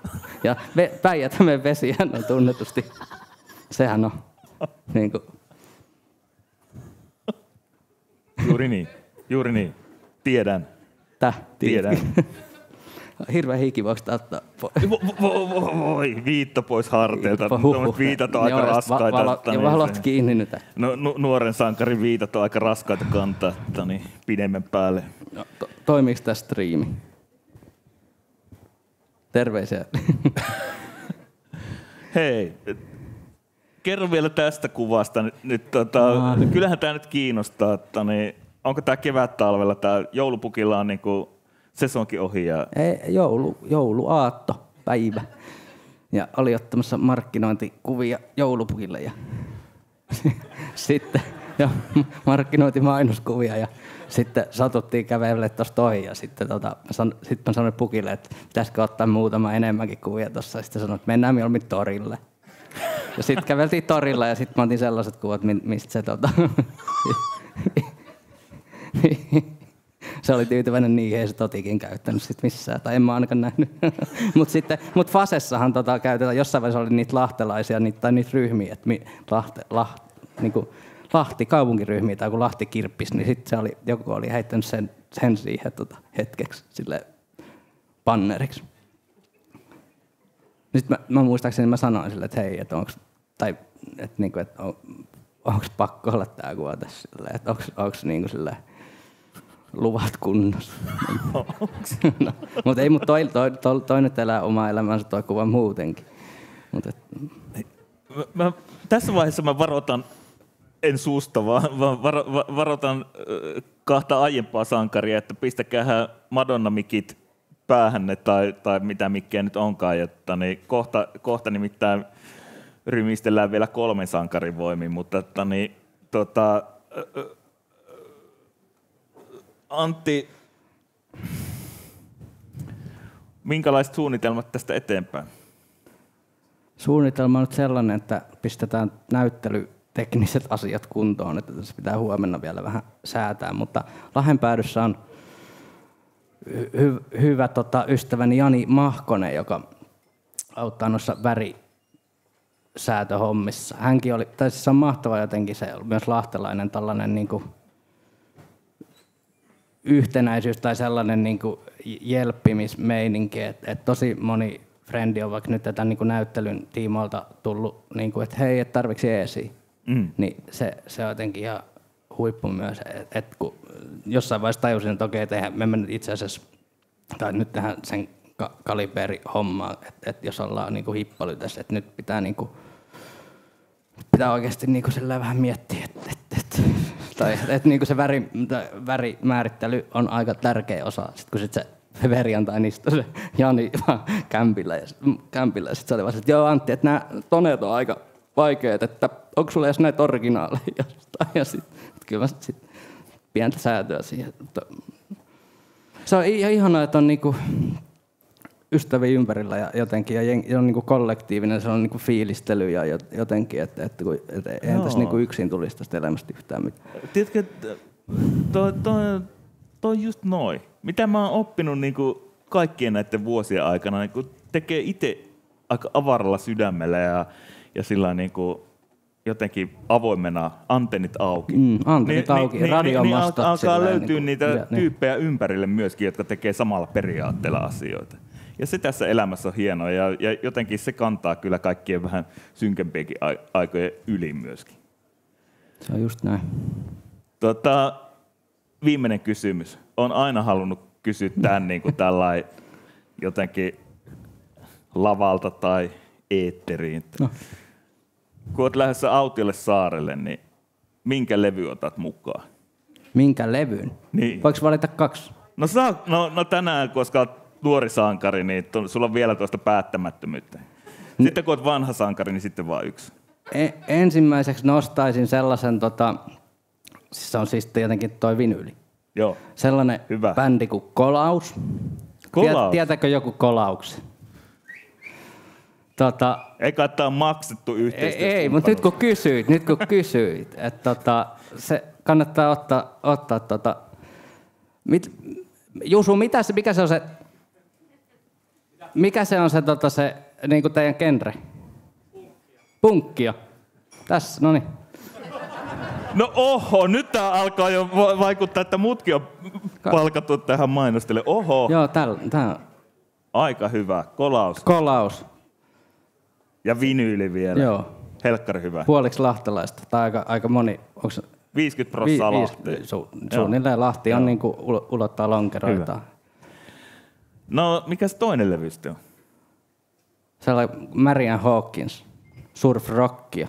Sekin niinku liittyy Lahteen. Miten mä yhdistän sun pitää kuunnella. Ei, minä käyn sitten yhdistää, mutta kannattaa siis, se on niinku sellaista, että jos olisi, sulla tulee jotkut joulujuhlat tai bailut, niin sit pyydät ne, niin silleen fiilis on taattu.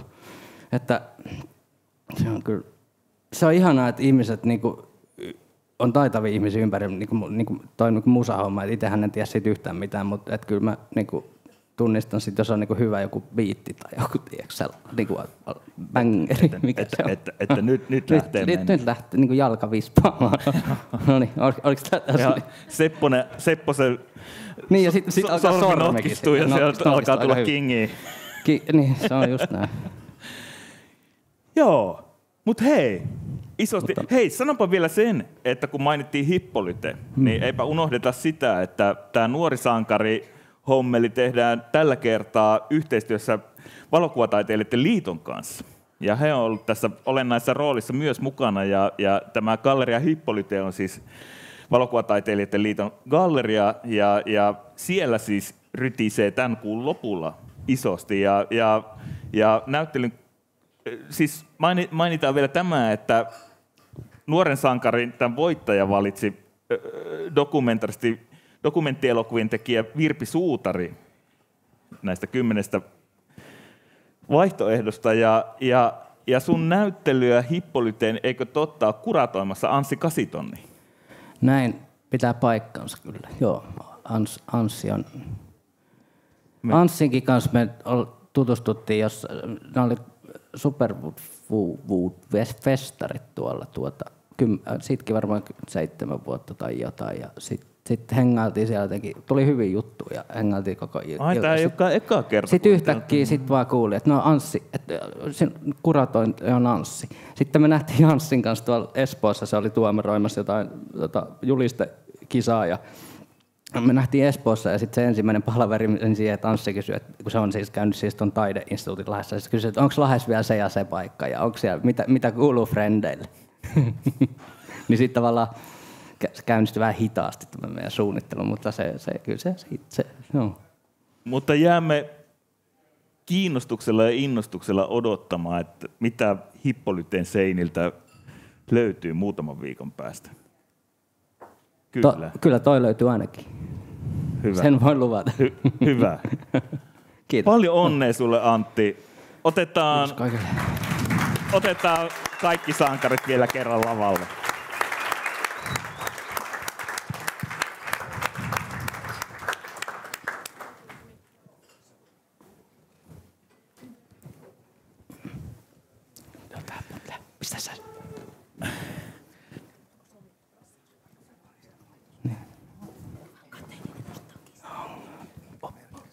Ei sano. Vähän kuin Bono. Niin. Roudari tulee vaihtaa paristoja kesken keikalla.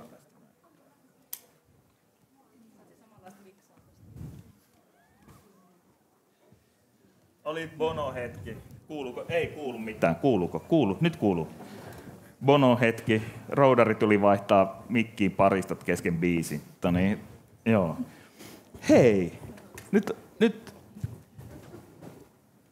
Tämä on hieno hetki, koska me ei ole koskaan oltu niin tällainen samassa tilassa me 3 ihmistä. Oho!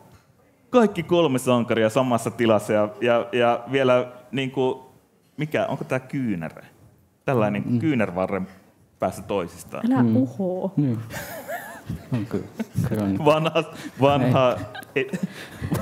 Vanha elähtänyt, ei niin sankari uhoa tätä pöydän toiselta puolelta näille Sulle tarttuu nuorille. tää lahtelainen asenne.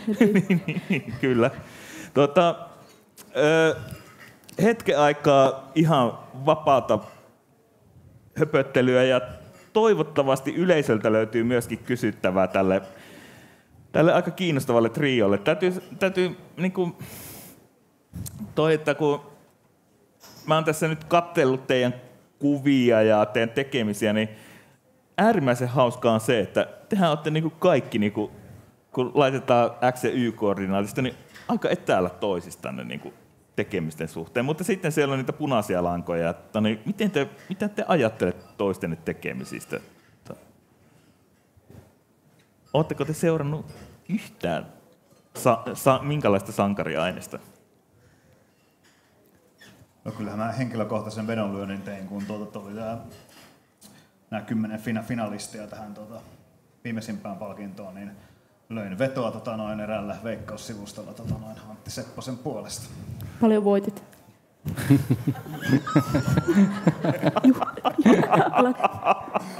Mutta siis mä oon tykännyt kyllä niinku Antti sun jutuista niinku aina, että tavallaan periaatteessa sä olisit voinut olla myös nuori sankari jo silloin, kun mä oon ollut nuori sankari. Et silleen, niinku, on kiva, että se nyt tapahtui. Ja samoin Veeran jutut, miten mä niinku arvostan.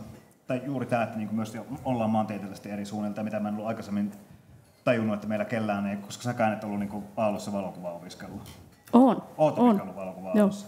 Mulla on tämmöinen synkkä historia, toisin kuin teillä. Synkkä historia Aallosta. No, mutta kuitenkin se, että tavallaan tämä niinku pääkaupunkiseudun keskeisyyden murtuminen tämän palkinnon kautta, ja tavallaan jotenkin itse on silleen aina vähän kriittinen myös niinku palkintoja kohtaan, tai tavallaan pitäisi miettiä, että miksi me palkitaan, ja tavallaan se on kuitenkin aina jonkun yhden ihmisen mielipide, ja miksi joku nostaa jalustalle ja toinen ei, ja näin, mutta niin kuin tuossa alkuun sanoinkin, että kyllä se on niinku tälleen jonkun taideskeneen ulkopuolelta ja itseoppineena se on ollut niinku merkittävä niinku syy jatkaa sitä niinku tekemistä, että tavallaan hienoa työtä, vaikka säätiö näitä ei ole niinku palkinnut, mutta tavallaan nämä palkintojen jakajat ovat tehneet siinä, että tavallaan on aika tämmöinen monipuolinen kolmikko tullut, ja nimenomaan kyllä täällä niinku tuossa mietin, no silloin kun tämä Antin palkinto tuli, niin just mietin tätä, että mikä näitä meitä kaikkia niinku yhdistää tavallaan, mikä meidän niin kuin, jokaisen suhtautuminen on jotenkin joukkoon. Ehkä niin Veeran duunit on jotenkin sitä osastoa, vaikka mikä on tämä No Mercy-kirjan kannessa nämä koirakuvat. Ja sitten ehkä Antin kuvat on ehkä selkeitä jotenkin sitä niin joukon henkeä ja nuoria ihmisiä ja nuoria yössä ja jotenkin tuo niin kuin lähestymistapa. Mutta omaa positiota mä en vielä löytänyt, että ehkä joku muu voi avata sitä. No mutta se on niin kuin klassinen poeettinen dokumentaristi. Olinkin nuorena ollut. Niin, ehkä sitten jos mä olisin joku joukon kuva, niin ehkä mä olisin sitten ne joukon viimeiset kuvat niin kuin taivaan rannasta. Ja on myös valkoisia taloja ja muuta sellaista, niin kyllä sieltä löytyy. Kyllä mä näen niin voimakkaasti sullakin niin sen oman. Niin, meillähän on myös jännittävää, että Joel on voittanut palkinnon hyvin nuorena. Ja Antti on taas niin kuin vanhin palkinnon saaja. Hän on uusin nuori sankari, mutta vanhin, joka on tähän mennessä saanut. Tämä olisi ollut myös niin kuin viimeinen kerta, koska sitten tavallaan 2 vuoden päästä mä olisin ollut yli. Niin, yli-ikäinen. Niinku viimeisellä Yli-ikäinen sankari. Että olisi ollut enää nuori, se olisi tullut vanha sankari. Niin, meillä on tällainen niin kuin käänteinen järjestys ollut tässä. Ja mä oon siellä keskellä ollut sit 32-vuotiaana. Ja tämähän siis, tässä on ollut suuremmoinen onni päästä näkee tätä prosessia myöskin niin kuin omalta osaltani, että niin se, että kuinka vaikeata se on niin kuin tämmöinen valinta tehdä, ja aina kun puhutaan kilpailusta, tai tämä ei ole kilpailu, vaan palkinto, ja kun haetaan ehdokkaita, niin ainahan se on tiettyjen ihmisten tietty mielipide, mutta kyllä tällaisessa niin kuin sitten on myöskin se, että kyllä sieltä niin kuin nousee sitä sellaista, jotenkin sellaisia ihmisiä ja tekijöitä, joita ei ole esimerkiksi itse aikaisemmin nähnyt. Ja voin vaan kuvitella, että esimerkiksi Virpi Suutarilla oli tosi vaikea valinta edessä, ja se osui nyt Antin onneksi.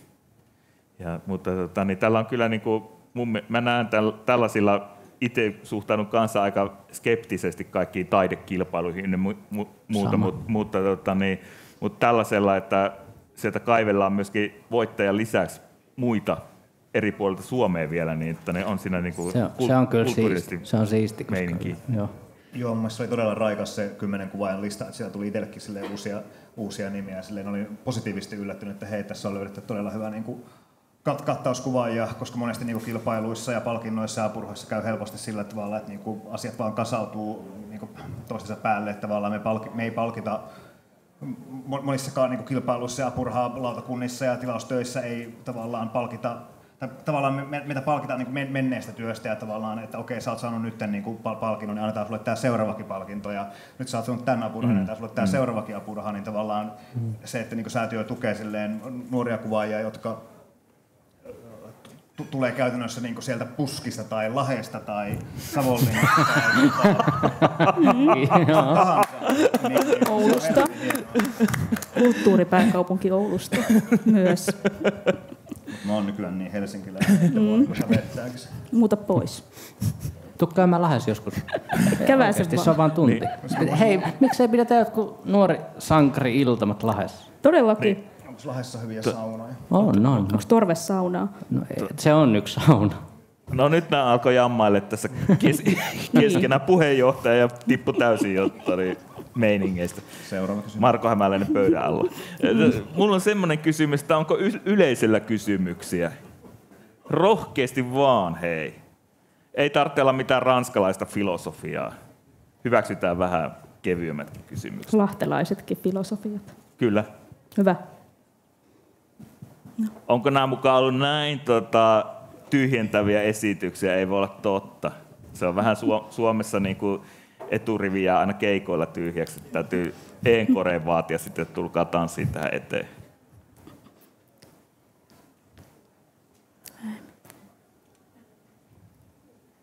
Vanhat sankaritkin tuolla pöydässä vaan pohtii syntiä syviä ja ilmeisesti ne on aika tyytyväisiä. Jaanalla on kysymys. Hei, saat mikrofonin, niin sun ääni kuuluu tuonne toiseen laitaankin. Niin.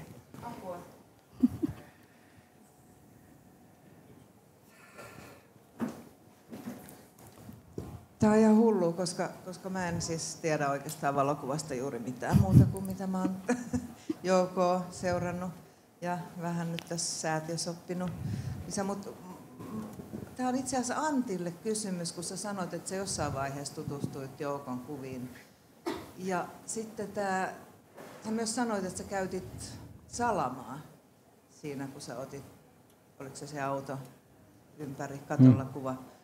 Niin oliko sulle tuttu vai tuliko se Joukon kuvien kautta tämä salamavalan käyttö? Se auto katollaan kuva se on ennen tavallaan, kun on tavallaan edes tiennyt Joukosta.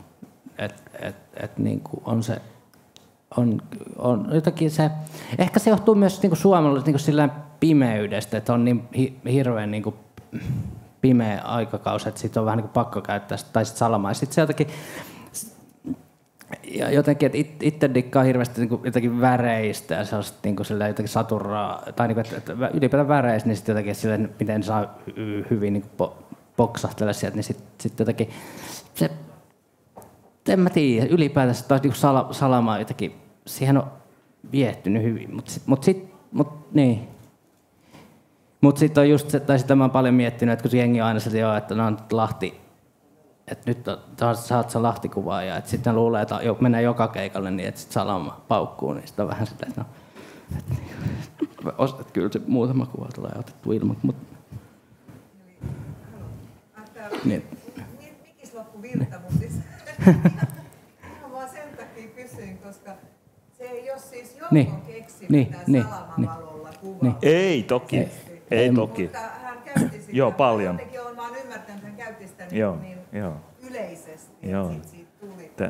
Joo, kyllä. Se on kyllä. Täällä tilassa on muun muassa yksi tällaisia varhaisia Salaman käyttäjiä, Markus Jokela, joka on käyttänyt omassa kuvajournalismissaan ja dokumentarismissaan paljon tuollaista suoraa kovaa Salamaa. Että sieltä se pikkuhiljaa niin kuin varmaan 80-luvun loppuun, 90-luvun alun vaiheella niin alkoi tulla. Martin Parr-niminen brittiläinen kuvaaja niin toi aika voimakkaasti. Joo, Markus tuolta huutelee, että sieltä se tuli Briteistä. Ja Bruce Gilden, joo, kyllä.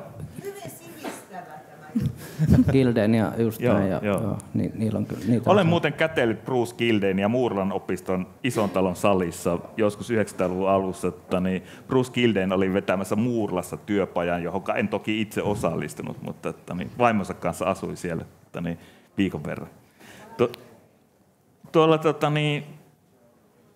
onko Liisa sulla kysymys? Ei, kun kokeilen tätä mikrofonia, kun meillä olisi tämmöinen, mitä voi käyttää. No niin, hyvä. Onko lisää kysymyksiä? Haluaako joku mikrofoni? Kysykää nyt joku. Tunne se jonkun suuhun. Niin, Veera ja Joel. Ai, sieltä tulee. Jos kaikkien pitäisi nimetä yksi isoin inspiraation lähde, niin mikä se olisi? Ai, hyvä kysymys. Onko tämä silleen niin kuin mikä tahansa asia? No, mikä tahansa paikkainen raamut. Oho.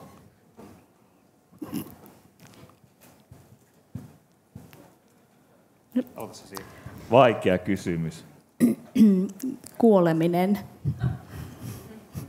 Kuoleminen. Joo. Mm-hmm. Nyt vähän kun pelkää koko ajan sitä. Niin elämän kiertokulku myöskin. Eihän elämää olisi ilman kuolemista. Niin, tuli perseen alla. Niin. Se, että on kiire. Ehkä vähän liian välillä. Inspiraatio vaihtelee tietysti niin kuin, riippuen mitä on milloinkin tekemästä ja päivästä riippuen. Että, joo, toki voisin ajatella myös tuolla niin kuin, filosofian kautta tätä asiaa, mutta jos jonkun tämmöisen oikein konkreettisen materiaalistisen asian valitsisin, niin kyllä mä niin kuin, varmaan niin kuin, nimenomaan elokuvista saan kaikkein eniten, että niistä en luopuisi. Kaikesta muusta voin luopua, paitsi en elokuvista, enkä saunasta, enkä rakkaista ihmisistä. Inspiraation lähde. Mä sanoisin, että niinku sellainen ihmiset ympärillä, uteliaisuus, sellainen 2 sanaa, tai siinä oli 3, mutta ne. Nuorelle sankarille sallitaan tällä sitten. Tähän loppuun pienet evästykset tälle tuoreelle sankarille. Niitä tarvitaan. Veera ja Joel, rohkaiskaa tätä miestä, vaikka se on hullun rohkea Lahesta. Pysy siellä Lahessa.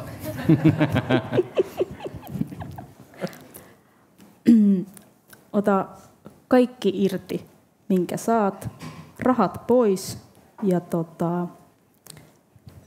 pidä hauskaa. Se on varmaan niin kuin, ota löysin rantein, älä jännitä.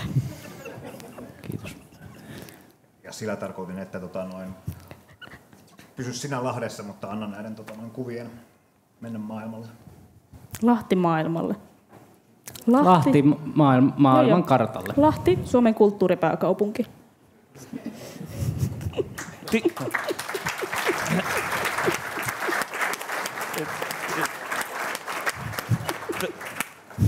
Se on nyt sillä tavalla, että tämä F5.6-klubi alkaa olla ehtoon puolella ja on ollut todella iso ilo ja kunnia haastatella tätä trioota. Tuntee olevansa jotenkin sillain niin kuin ensinnäkin oikeassa paikassa, mutta myöskin tosi etuoikeutettu, että saa kuulla teidän ajatuksia ja on tietenkin ilo työskennellä myös teidän kanssa. Ja ihan mahtavaa, että tupa on näin täynnä, hei. Kiitos, iso kiitos yleisölle ja kaikesta tästä kiinnostuksesta ja jotenkin tällainen, että täällä niin kuin tuntee, että on hyvä henki päällä. Ja luultavasti se Jönssikin jossain täällä on kyttäilemässä. Mä luulen niin, että meillä tähän loppuun voi sanoa, että sieltä Tartosta, niin sieltä on jäänyt jotenkin sellainen, että me oltiin Puutartossa, majapaikka oli siellä ja meitähän ei päästetty helpolla. Me siis kehitettiin filmit vessassa siellä ja sitten meillä oli aamulla aina kritiikkiä ja se oli, yksi oli lataamassa uusia filmejä purkkeihin vessanpöntön kannella ja toinen oli suihkussa ja kolmas koputti oveen, että saako se nyt tulla. Se meininki oli sellaista ja kyllä siitä paljon tarttui mukaan ja jotenkin tällainen ilta niin koin, että tämä niinku viestää Jönssin henkeä eteenpäin myöskin. Karheaa, mutta sydämellistä, sanotaanko näin. Kiitos kaikille teille. Oli ilo olla täällä. Kiitos. Kiitos. Ja tervetuloa kaikille avajaisiin 27. päivä tätä kuuta. Joo, Galleria Hippolyteen. Siellä on myös lahtelaista olutta muun muassa tarjolla. Ohohohoho. Tervetuloa. Täältä sivusta vielä huutelen. Kiitos kuvajournalistien puolesta ja nyt mukien jako vielä tähän loppuun.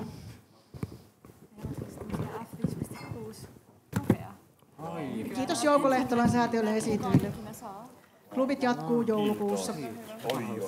Ensimmäisen viikon ensimmäinen tiistai. Tervetuloa. Wow, siisti. Ihan huippu. Mutta kiinnostaa aina.